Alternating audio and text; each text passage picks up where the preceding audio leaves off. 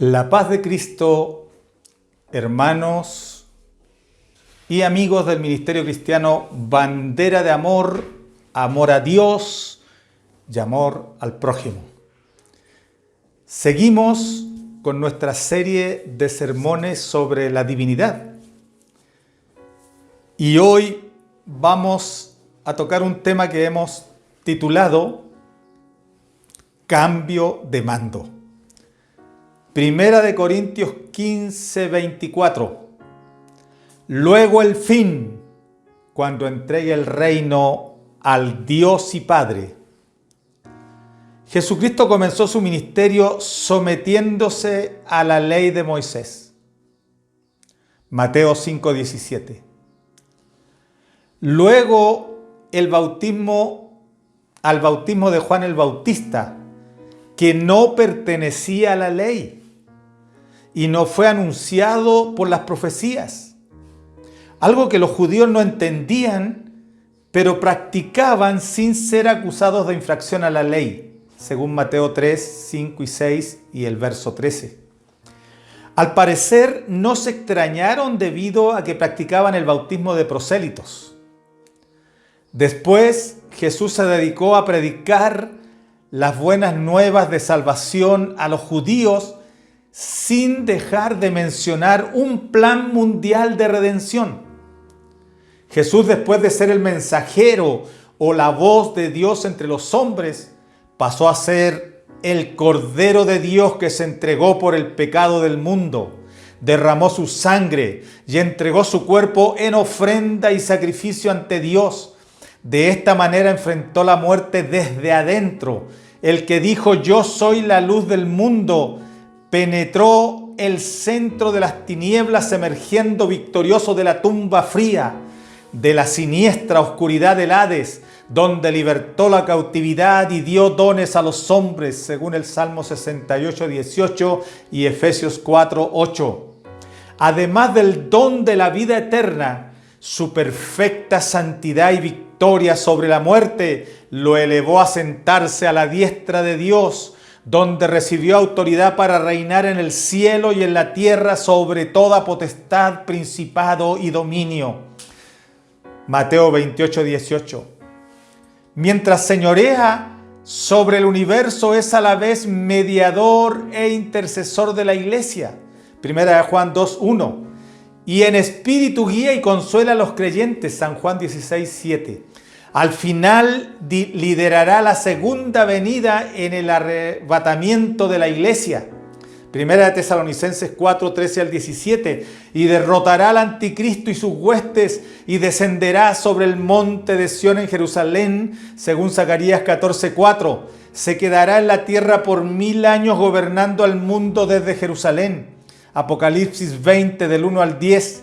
En conjunto con Israel y la iglesia glorificada, será el juez del trono blanco, juzgando a vivos y muertos, grandes y pequeños. Apocalipsis 20 del 11 al 15. Y allí terminará su ministerio del Hijo.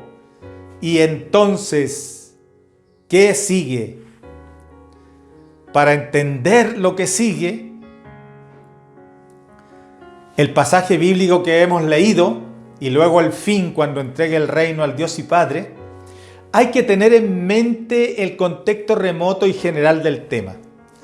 Es decir, todo lo que la Biblia dice al respecto. Tenemos que partir por la base inamovible en el tema de la divinidad, y esto es que Dios es uno.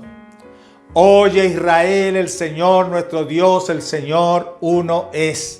Deuteronomio 6:4, Marcos 12:29. Yo y el Padre uno somos. Para que sean uno, no tienen que ser personas, porque si son personas serían dos. Porque Dios es uno. Romanos 3:30. Y el mediador no lo es de uno solo, pero Dios es uno. Gálatas 3:20. ¿Tú crees que Dios es uno? Bien haces. Santiago 2:19. Dios y Jesús son el mismo.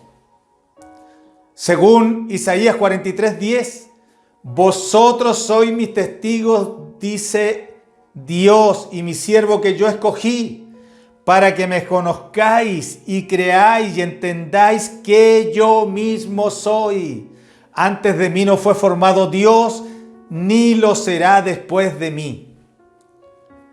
¿Es tan difícil entender eso? Algunos dicen, entonces Jesús se oraba a sí mismo. Jesús hablaba con él mismo como que si nosotros hubiésemos inventado eso. Pero es Dios el que dice, yo mismo soy. En San Juan 10:38 dice, y creáis que el Padre está en mí y yo en el Padre. Para que el Padre estuviera en él, no puede ser otra persona, porque una persona no se puede meter dentro de otra persona en edad adulta.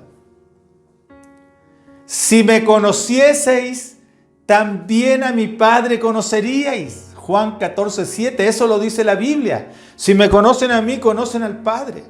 El Padre está en mí, yo estoy en el Padre. Eso significa somos lo mismo. Juan 14:9 dice, el que me ha visto al Padre. Si tú me ves a mí, Felipe, estás viendo al Padre.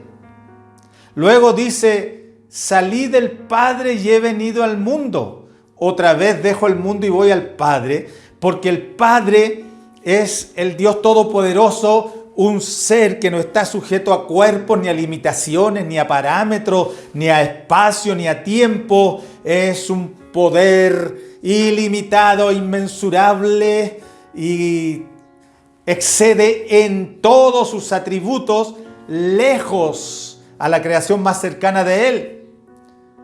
Y Él tiene la capacidad de manifestarse como Él quiera.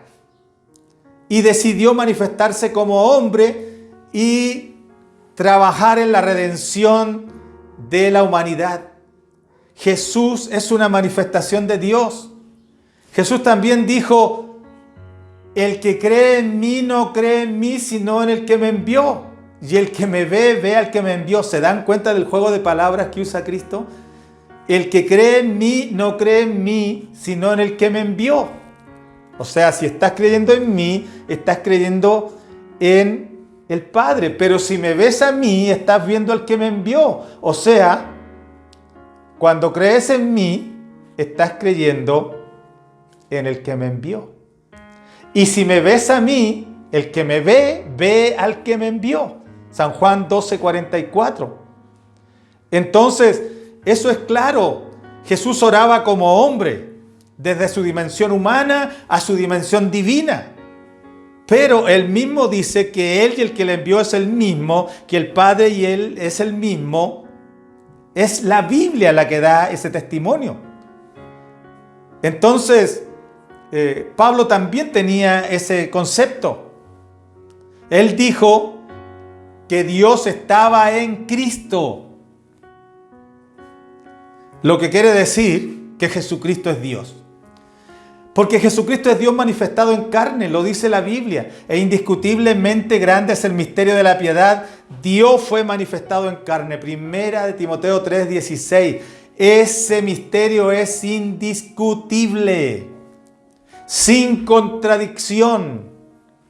Muchos lo contradicen, dicen, no, es que no fue Dios el que se manifestó en carne, fue el Hijo. Ahí no dice que el Hijo. Ahí dice que Dios, y Dios hay uno solo, según dice Efesios 4, y un solo Dios y Padre. El Padre es el único Dios y ese Dios se manifestó en carne. Luego dice Pablo a los Colosenses 2:9, porque en él habita corporalmente toda la plenitud de la deidad. La deidad es Dios, la deidad es el Padre y habitaba corporalmente y plenamente en Cristo. Jesús es Dios, el único Dios que existe, el Padre, de los cuales también vino Cristo según la carne, el cual es Dios, el cual es el Padre sobre todas las cosas, bendito por los siglos. Amén. Romanos 9:5. Y estamos en el verdadero porque el Hijo de Dios ha venido para darnos entendimiento y conocer al que es verdadero. Y estamos en el verdadero, en su Hijo Jesucristo. Este es el verdadero Dios, el Padre y la vida eterna. Primera de Juan 5:20. Entonces, a eso vino Cristo, porque Dios es invisible. En su verdadera esencia y naturaleza nadie le ha visto ni le puede ver. A Dios solo se le ha visto en manifestaciones, pero Jesucristo es la teofanía más exacta y permanente de este Dios todopoderoso. Como Dios no se ve, ni podemos escuchar su voz como Él habla, se manifestó como hombre para que nosotros podamos tener un conocimiento mucho más extenso y amplio sobre Él. Jesús es la imagen de Dios. Él es la imagen del Dios invisible, Colosenses 1:15. Si usted quiere ver la imagen de Dios, tiene que mirar a Jesús. Si usted quiere ver al Padre, tiene que mirar a Jesús. Jesús es gloria de Dios y la imagen misma de la sustancia divina, el cual siendo el resplandor de su gloria y la imagen misma de su sustancia, Hebreos 1:3. Recordemos que todas estas citas y otras muchas más identifican a Dios como uno y a Jesucristo como la imagen del Dios invisible y como ese único Dios manifestado en carne, y a Jesús como ese único Dios. Bajo estos contextos cercanos, remoto y general, se debe interpretar las citas de 1 Corintios 15 del 24 al 29. 1 Corintios 15, 24 al 25 dice: entonces vendrá el fin, cuando entregue el reino al Dios y Padre. La última ceremonia que se celebrará en la frontera del tiempo y la eternidad será la entrega del mando. Esto dicho en sentido espiritual, el Hijo entregará el reino al Dios y Padre. La humanidad glorificada a la divinidad.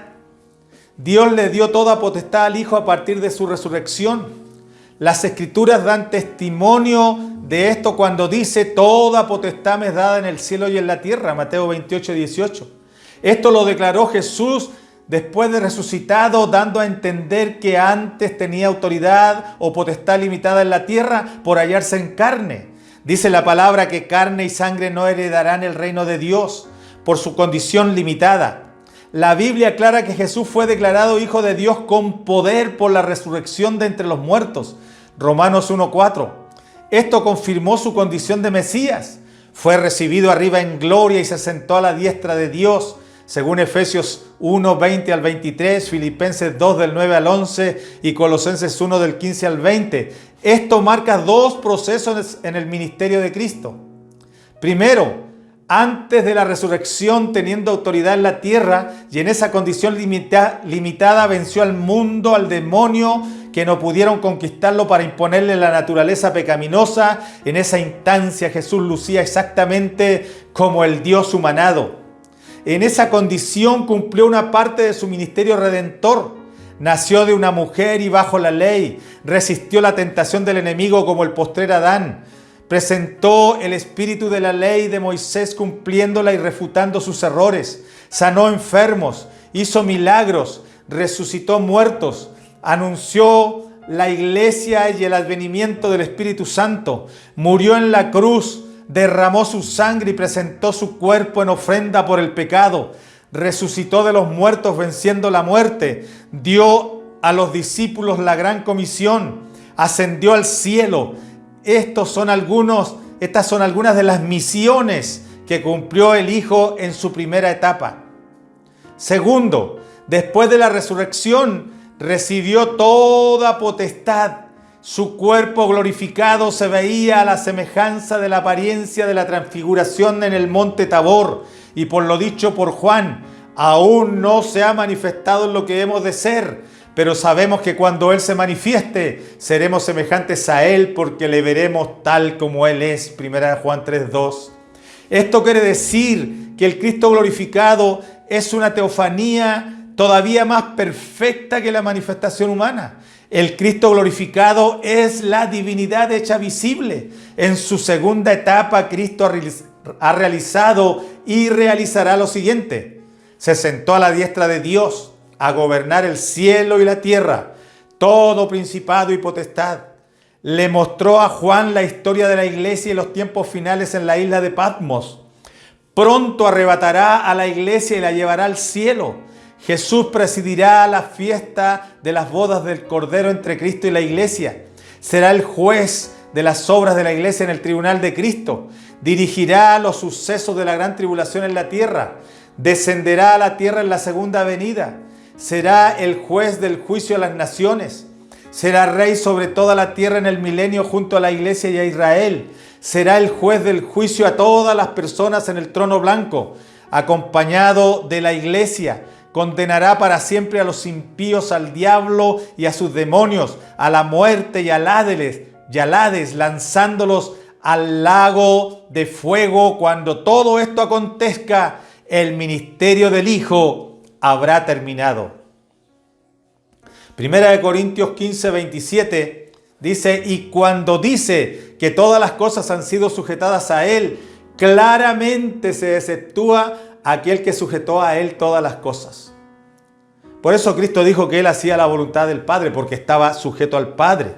En su manifestación humana estaba sujeto a la inmensurable divinidad. Dios sujetó al Hijo todas las cosas en la tierra antes de la resurrección.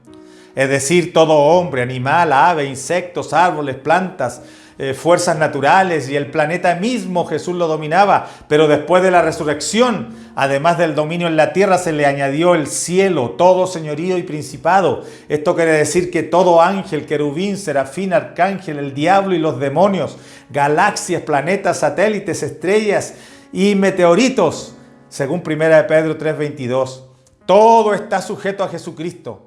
Solo uno escapa a ese dominio y sujeción: Dios el Padre, la divinidad, porque siempre la humanidad estuvo sujeta al Padre, aún después de la resurrección en el cuerpo glorificado, que no es carne ni sangre, del Cristo de la gloria, seguía sujeto a la divinidad.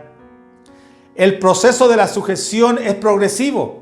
La primera parte fue la victoria de Cristo en la cruz, su muerte y resurrección, desarticulando todo el aparato destructivo del diablo, logrando el decreto que determina el fin del enemigo y de su imperio de muerte. Tal decreto ya está firmado. Solo falta la segunda parte del proceso de sujeción, la victoria de la iglesia sobre el enemigo. Cuando esto se logre, la iglesia se sentará en el trono con Cristo, al igual que Él se sentó en el trono de su Padre al salir vencedor, según Apocalipsis 3:21.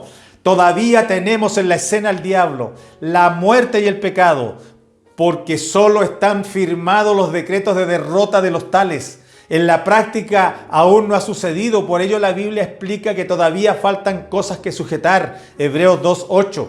Que el diablo aún anda suelto por el mundo, 1 de Pedro 5:8. La muerte también estará presente hasta el final, porque será el último enemigo que será vencido, según 1 de Corintios 15:26. Es falso lo que dicen algunos, que ya no hay pecado, ni diablo, ni muerte. Aunque entender que esto no es cierto es fácil. Solo basta mirar los noticieros para entender que el diablo anda haciendo de las suyas, que hay muerte por doquier y que el pecado abunda en cumplimiento fiel de la palabra de Dios, según Mateo 24:12.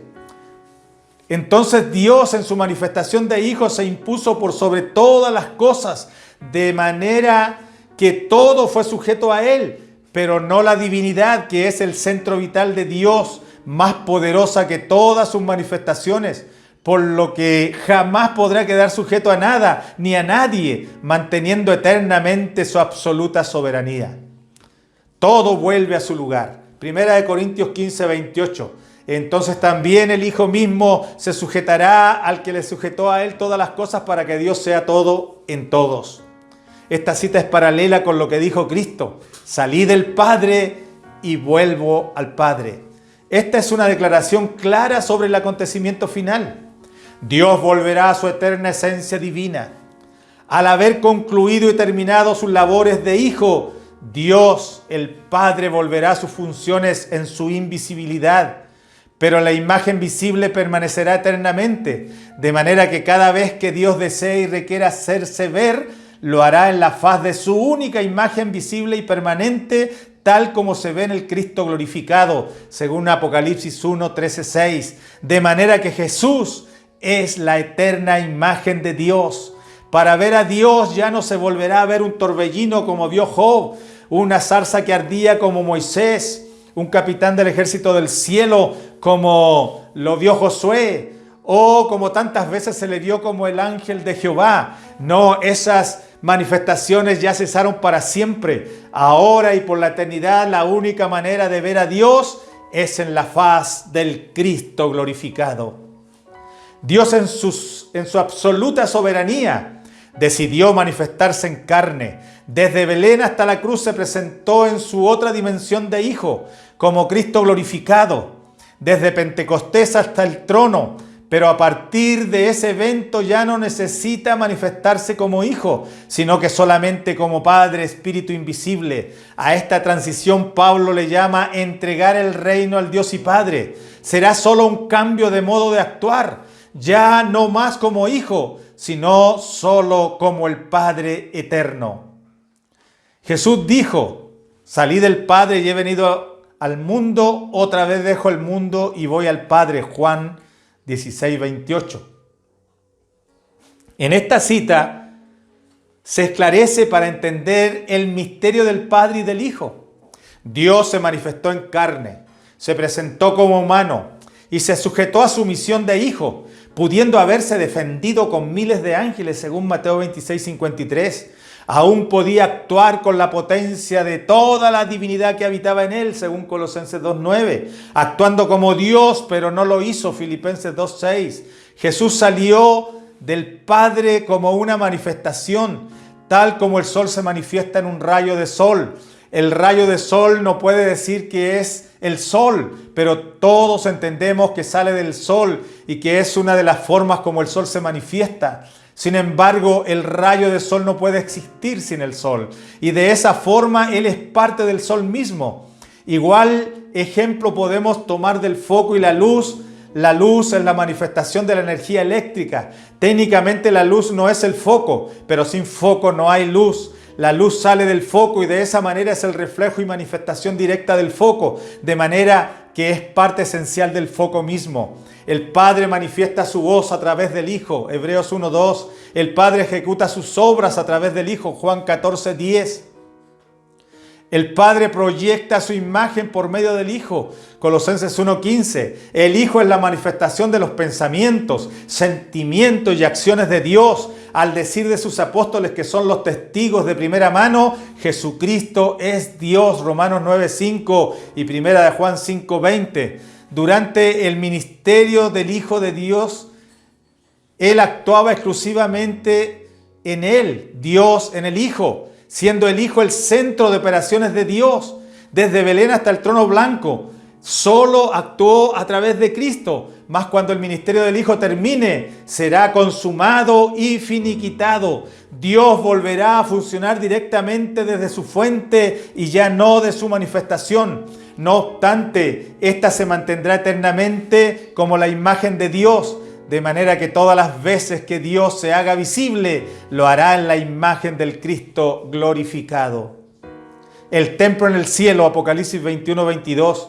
Porque el Señor Dios Todopoderoso es el templo de ella y el Cordero. A Dios nadie le vio en el pasado, San Juan 1:18. Ni se le podrá ver nunca como espíritu invisible, 1 Timoteo 6:16. Ni los ángeles vieron jamás a Dios hasta que lo vieron en el Cristo glorificado, 1 Timoteo 3:16. Aún en la eternidad será imposible ver a Dios fuera de Jesús. Por eso Cristo es el arma estratégica de Dios, la única forma que el invisible puede hacerse visible ante su creación. Fuera de Cristo es imposible ver a Dios desde Belén y por la eternidad. La Biblia enseña que el único que recibirá adoración en el cielo es el Dios Todopoderoso, pero en Cristo. Cuando Dios se aboque a otros menesteres, lo hará en su invisibilidad. Las veces que Dios necesite tratar en forma visible con la iglesia redimida, lo hará en la imagen de Cristo, único templo visible del Dios invisible, aunque no permanente sino eventual, exclusivo para su esposa. La luz en el cielo, Apocalipsis 21:23. Porque la gloria de Dios la ilumina y el Cordero es su lumbrera. Se hace la distinción de Dios y el Cordero hablando del sistema de iluminación del cielo en la eternidad glorificada. La luz no vendrá del sol, sino de Dios por medio del Cristo glorificado. Una acción parecida a la unión de la electricidad y el foco. El foco no tiene luz propia, transmite la luz generada por la electricidad. De esta manera, la energía necesita el foco para manifestar la luz, y el foco sin energía no tendría uso práctico. Así también Cristo no tendría uso divino práctico en el cielo si Dios no necesitara impartir alguna acción visible a su esposa glorificada, con acción universal, que habitará junto a Dios en Cristo y a los ángeles en sus diversas clases en el cielo. Todo vuelve a su lugar. Zacarías 14:9. Y Jehová será rey sobre toda la tierra.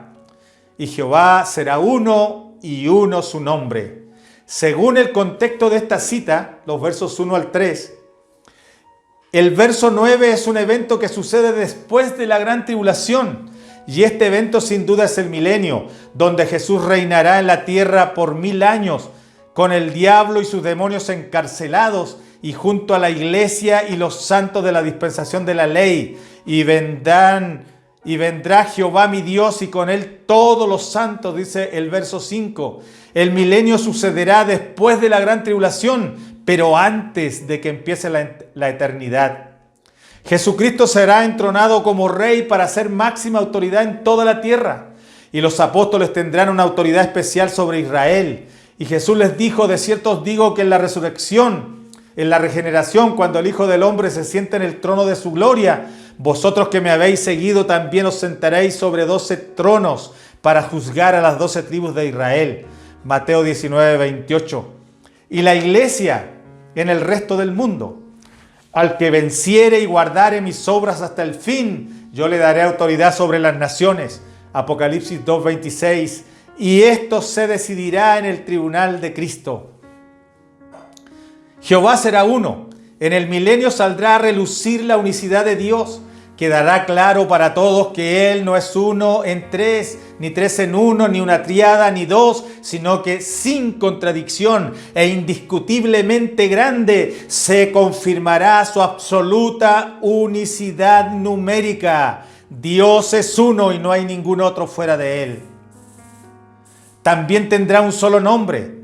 También quedará esto definido completamente, su identidad, pues a Dios se le ha llamado por muchos nombres y se le ha dado muchos títulos, pero ese día todo se reducirá a un solo nombre, Jesús, porque la Biblia misma se encargó de registrarlo en sus páginas, la cual operó en Cristo, resucitándolo de los muertos y sentándole a su diestra en los lugares celestiales, sobre todo principado y autoridad y poder y señorío, y sobre todo nombre que se nombra no solo en este siglo, sino también en el venidero. Efesios 1:20-21. Todo esto es un ensayo de lo que será permanente en la eternidad, donde Dios será uno, sin lugar a dudas para nadie, y sacará a relucir su nombre definitivo y para siempre. Mientras ese momento llegue, el único nombre legítimo para invocar a Dios y su salvación es Jesucristo, porque Jesucristo es Dios con nosotros, manifestado como Hijo. Entregar el reino al Dios y Padre solo significa el fin del ministerio del Hijo, porque ya no se necesitará esa manifestación, porque no habrá nadie más a quien redimir. La iglesia estará con Cristo y todos los señalados para salvación ya estarán salvos. No se necesitará el arrepentimiento, ni la conversión, ni el bautismo, porque ésta habrá terminado y Dios reasumirá eternamente el gobierno de la gloria eterna en una nueva dimensión de gloria y de triunfo por los siglos de los siglos. Amén. Bandera de amor, amor a Dios y amor al prójimo. Para mí su muerte es más que suficiente, yo le amo. Nadie en este mundo me había amado tanto, ni borrado el llanto de desilusión. Ya cumplido el tiempo,